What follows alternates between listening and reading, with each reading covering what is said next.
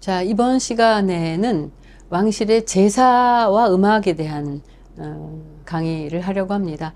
지난 시간에 조선시대 14세기부터 19세기까지 이루어진 의례들이 오례라는 질서 안에서 수행이 됐다라고 했는데요. 이제 그 하나하나를 들여다보는 시간인데요.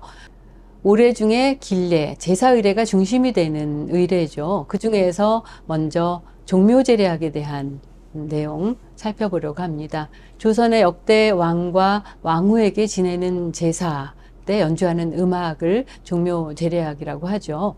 다시 오례 체제 안에서 종묘의 위치를 보시면 길례, 가례, 빌례, 굴례, 흉례 중에 첫 번째 제사의례인 길례.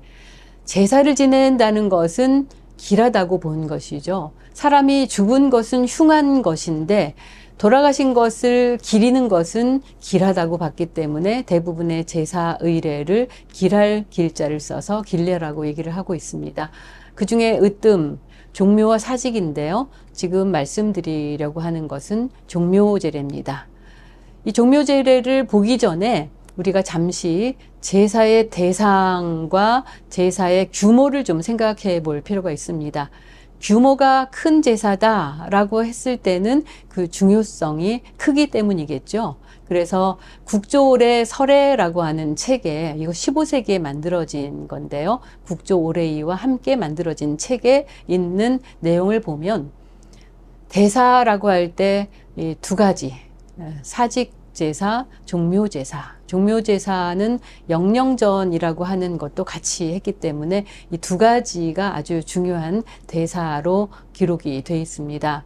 그리고 중간 규모의 제사, 여기에는 선농제, 선잠제, 농사신을 위한 제사, 양잠신을 위한 제사, 그리고 또 공자와 그의 제자, 또 우리나라 유학자들을 제사하는 문선왕 제사, 또 풍운뇌우라고 해서 바람과 구름과 또 벼락과 비 이런 존재에 대한 제사도 중사 규모에 들어가 있습니다.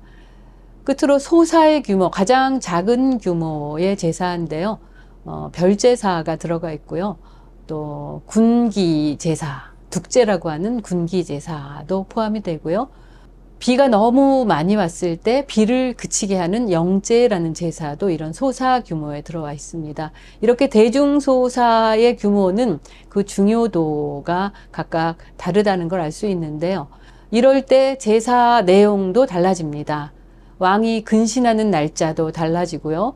음악을 쓰느냐 쓰지 않느냐의 여부도 달라집니다. 그리고 제사 그릇의 숫자가 많고 작은 규모도 달라지게 돼서 이렇게 국조례 설례에는 제사의 규모를 규정하고 있다라는 걸 알 수 있습니다. 오늘 공부하게 될 종묘제사는 보여지는 대로 대사에 해당하는 그런 사례이죠.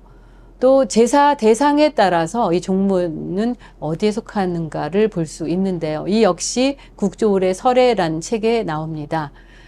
하늘에 지내는 제사를 사라 하고요. 땅에 지내는 제사를 제라 하고요. 사람에 지내는 제사를 향이라고 해서 용어도 다르게 썼습니다. 그러면 지금 살펴보게 될 종묘는 바로 향에 해당하는 것을 알 수가 있습니다. 자, 종묘라는 공간은 상월대, 하월대 이렇게 두 단으로 나뉘어 있습니다. 그리고 왼쪽과 오른쪽이 굉장히 길어진 형태인데요. 처음에 조선을 건국할 때 처음으로 돌아가신 왕 태조임금은 자신의 조상을 모셨어요. 자신의 조상을 4대조까지 모셨지만 이제 태조가 돌아가시면서 자신도 그 자리에 들어가고 역대 왕이 계속 돌아가신 분이 늘어나면서 종묘는 계속 길어지는 건축물로 됩니다. 계속 동쪽으로 한 분씩 늘어나게 돼서 가장 높은 분이 왼쪽 서쪽에 위치하게 됩니다. 이런 제도를 서상제라고 이르게 되는 거죠. 그리고 같은 건물 안에 방만 달리해서 모시는 그런 제도를 우리는 취하고 있습니다. 이 종묘 제사를 지낼 때 이제 종묘 제략을 연주하는데요. 제가 그림을 하나 보여드리겠습니다. 이 종묘 제략에서 연주하는 음악인들이 어떤 악기를 가지고 어떻게 배치를 하는가, 그리고 이들은 어디를 보면서 연주를 할까, 이렇게 이 그림을 통해서 알 수가 있는데요. 그림의 오른쪽 부분이 바로 역대 왕을 모셔놓은 신실입니다. 그들의 신위를 모셔놓은 곳이고, 연주자들의 등 쪽, 그 아래쪽은 하월대, 이 단 아래쪽입니다. 그래서 지금 편성된 악기는 높은 곳에 편성됐기 때문에 우리가 오를 등자를 써서 등가라고 얘기를 하고요. 저 아래쪽에 배치될 악대는 헌가 악대입니다. 그런데 오늘은 지금 보여드린 것은 등가 악대 편성의 모습을 만나볼 수 있습니다. 이들이 연주하는 악기 종류, 지금 많이 축소가 됐는데요. 관악기 위주로 편성이 됐고요. 20세기 전반기에 변화된 악기 편성임을 알 수 있습니다. 우리가 15세기나 18세기의 종묘 제례악의 음악, 악기 편성을 보면 아주 다양한 악기가 나오는 것을 알 수가 있는데요.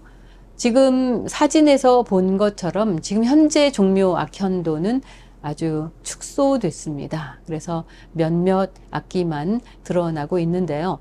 그 악기 하나하나를 소개해 드린다면 지금 제가 그림으로 묘사를 해서 보여드리려고 합니다. 현재 연주되고 있는 종묘의 악현도, 악현이란 것은 오케스트레이션이라고 할 수 있습니다. 그 음악을 연주할 때 어떤 악기 편성으로 연주하는가, 그걸 알려주는 건데요. 앞서서 보여드린 사진에서 악기들의 위치가 정확하게 보이지 않았다면 지금 이 편성도를 보시면 정확하게 어떤 악기가 어디에 위치하는지를 알 수 있습니다. 지금 종묘의 신주를 모신 곳이 북쪽, 저 제일 화면의 위쪽이 될 테고요. 위쪽 부분은 상대적으로 높은 곳에 위치하는 등가 악대고요. 아래쪽의 악대는 헌가, 낮은 곳에 위치하는 헌가 악대고요. 등가 악대는 하늘을 상징한다. 헌가 악대는 땅을 상징한다. 그리고 하늘과 땅 사이에 사람이 있듯이 사람의 일은 일무가 추는 춤을 말합니다. 일무가 왕이 한 업적을 문과 무로 나누어서 문무와 무무를 추게 됩니다. 이렇게 해서 등가와 헌가와 일무가 천지인 삼재 사상을 드러내는 그런 방식으로 제략을 연주를 하는데요. 악기 편성을 말씀드린다면 제일 위쪽에 그 의례를 진행하는 집사인 사람이 박을 연주를 하고요. 또 노래가 나오고요. 아쟁, 대금, 장구, 당필이, 방향, 편경, 절고, 축, 편경, 이런 악기들이 등가악대 편성이 되고요. 제일 왼쪽에 보이는 사람이 휘입니다. 휘라는 것은 음악 연주를 시작할 때 휘를 들어 올리고요. 음악 연주를 마칠 때 휘를 눕힙니다. 그렇게 해서 저 아래쪽에 있는 헌가악대들이 휘를 보면 지금 음악을 시작하는 순서구나 라는 것을 알 수 있게 해주는 그런 장치이기도 합니다. 그리고 아래쪽에 편성된 악대가 헌가악대인데요. 역시 박, 노래, 방향, 편경, 축, 장구, 대금, 해금, 그리고 당필이, 태평소, 편종, 진고, 이런 악기들이 편성이 돼서 연주를 했습니다. 그런데 지금 보여드린 악기 편성은 지금 현재 연주되고 있는 악기 편성인데요. 굉장히 소략하고 간단한 악기로만 연주하는 걸 알 수 있습니다만, 우리가 15세기로 거슬러 올라가면 국조 올해 설해라는 책에 나오는 종묘 헌가악대 그림입니다. 아까 살펴본 몇 개 안 되는 그런 악기 편성과 상당히 비교가 많이 되는데요. 악기 개수를 하나하나 세어보면 무려 70대에 해당합니다. 그리고 종묘 등가, 이 등가는 신주를 모신 위치와 가까운 위치에 있기 때문에 상대적으로 소리가 작아도 신위에 잘 들릴 수 있다. 그렇기 때문에 규모를 아주 크게 하지 않아도 되는 그런 인식을 했던 것 같아요. 그렇기 때문에 아까 헌가악 때는 신주와 많이 떨어져 있는 거리라서 악기를 무려 70대를 편성을 했는데 이 종묘 등가를 보면 악기가 거의 절반에 가까운 37대가 편성이 되어 있는 걸 알 수 있습니다. 국조올해 설에는 이런 식으로 가장 성종대에 종묘제례악의 가장 융성한 모습을 보여주는 악보임을 알 수 있습니다. 이 음악은 모두 악보로도 기록이 되어 있는데요. 대학 후보라는 악보에 기록된 종묘제례악입니다. 이 음악은 15세기 음악을 18세기에 기록한 그런 자료라서 18세기에도 여전히 15세기의 음악과 같은 음악을 연주했다는 사례를 이 악보를 통해서 알 수 있습니다. 지금 일부만 보여드렸는데요. 보여드린 악보는 영신 희문이라는 제목을 가지고 있는데요. 신을 맞이하는 절차에서 연주하는 희문이란 제목을 가진 음악입니다. 이 악보를 가지고 그대로 연주를 하게 되면 지금의 종묘제례악과 유사한 음악이 나옵니다. 물론 이 시대 이후에 일정한 변화가 생겼기 때문에 이 음악과 똑같은 음악이 지금 연주가 되지는 않습니다. 그렇지만 음악을 들어보면 골격은 이 시대의 음악과 거의 유사하기 때문에 종묘제례악 음악이 시대적으로 변화를 겪었다 하더라도 큰 틀은 변하지 않았다는 것을 알 수 있습니다. 이제 종묘제례악을 들어보려고 하는데요. 국립국악원 정악단이 연주한 종묘제례악 중에서 전패 희문을 영상으로 만나보시면 좋겠습니다.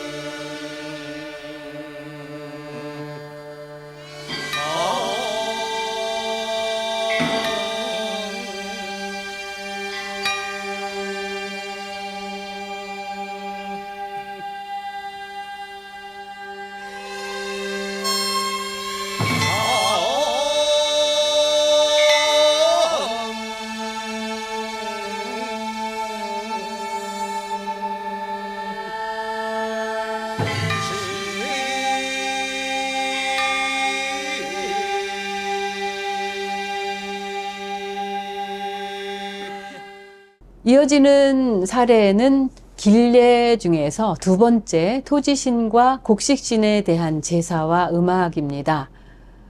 지금 이 제사를 우리가 사직제례악이라고 하는데요. 절차는 신을 맞이하는 절차부터 패백을 올리는 절차, 찬을 올리는 절차, 그리고 술을 올리는 첫 번째 술, 두 번째 술잔, 세 번째 술잔까지 올리는 절차가 있고요. 그다음에 제사 그릇을 약간 옆으로 옮겨 놓는 의례, 그다음에 신을 보내는 송신 의례까지 연주를 하게 됩니다. 이런 제사 때에 연주하는 그 음악이 악보로 나와 있는데요. 지금 국조 올해 설해의 악보도 만나볼 수 있습니다. 지금 보기에 굉장히 어려운 악보처럼 보입니다만 이 음악은 오선보로 만들어 보면 이렇게 간단한 음악입니다. 오선보로 역보가 가능한데요. 한 곡이 32개의 음으로 이루어져 있습니다. 그리고 똑같은 선율을 조만 바꿔가지고 쓰는 그런 음악이고요. 이 선율에 노랫말이 하나하나 붙어가지고 연주가 되기 때문에 우리가 이 음악을 들으면 노랫말을 정확하게 전달받을 수가 있습니다. 이렇게 사직제례악은 일자 이름식의 노래를 연주하기 때문에 노랫말을 정확하게 알아듣게 만든 그런 음악입니다. 이 사직제례악의 악기 편성 역시 15세기의 규모를 본다면 이렇게 악기 편성이 아주 다양하고 많은 그런 악기 편성인데요. 이 편성이 18세기로 가면 규모가 좀 작아집니다. 그 이유는 18세기에는 방대하고 비대하고 그런 것에 대한 경계 현상이 나타납니다. 그래서 규모를 상대적으로 작게 만드는 경향이 나타납니다. 이 사직제사를 지낼 때 연주하는 악기 중에 가장 상징적인 악기로 영고와 영도라는 악기가 있습니다. 이 악기들은 북면이 8개입니다. 영고를 보면 지금 한 면으로 된 단면북을 8개를 엮어놨고요. 영도라는 것은 양면북을 4개를 엮어서 만들었는데요.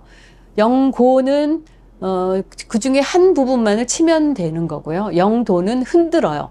귀가 달려 있죠. 귀가 달린 그 부분이 악기를 흔들면 이렇게 물리게 되어 있습니다. 왜 팔면북일까요? 이 경우는 제사할 때는 음악을 8번 연주해야 땅의 신이 반응을 한다라는 원칙에 의해서 8개 부면을 가진 악기로 연주를 합니다. 영고와 영도가 지금 국립국악원 국악박물관에 소장이 되어 있습니다. 보시듯이 노란색으로 악기를 만들었습니다. 누런색은 땅의 색입니다. 이게 땅제사이기 때문에 누런 빛으로 악기를 그렸고요. 연주하는 방법은 지금 보이는 것처럼 막대를 다 발 사이에 끼고 손을 잡고 흔들어서 흔들면 귀가 북면을 연주하게 되어 있습니다. 이런 자세로 연주합니다. 이 사직제례악도 하나 감상해 보려고 하는데요. 국립국악원 정악단이 연주하는 사직제례악 중에서 음악을 들어보려고 합니다.